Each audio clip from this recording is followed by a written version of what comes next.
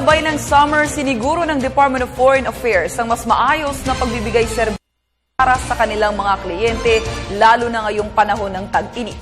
Para sa detalye, balitaan mo kami April Enerio.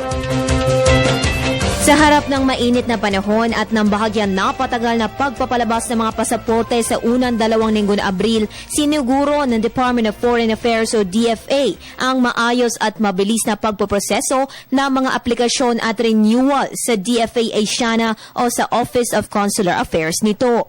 Sa first floor passport processing section, dinagdagan ang bilang ng mga passport application processors upang mapabilis ang verification ng mga kinakailangan dokumento.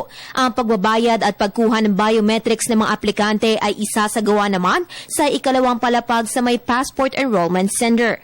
Kung may mga kasamahan ng mga aplikante, maaari sila maghintay sa lobby ng gusali upang hindi manatiling bilad sa init ng araw.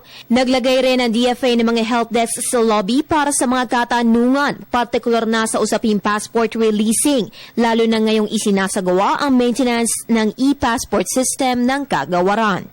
Samantala, inaabisuhan ng DFA ang publiko na ang age limitation ng mga minor passport applicants. Mula 1-year-old and below kabilang na ang mga bata na may edad 7 taon pababa sa courtesy lane facility nito. Ibig sabihin, hindi na kailangan ng appointment para sa kanilang personal appearance sa Passport Division ng DFA Asiana upang maproseso ang kanilang mga application. Ganun pa man, kinakailangan pa rin magpasa ng mga dokumentong nakalista sa website ng DFA upang maiwasan ang aberya sa aplikasyon ng mga minor applicants.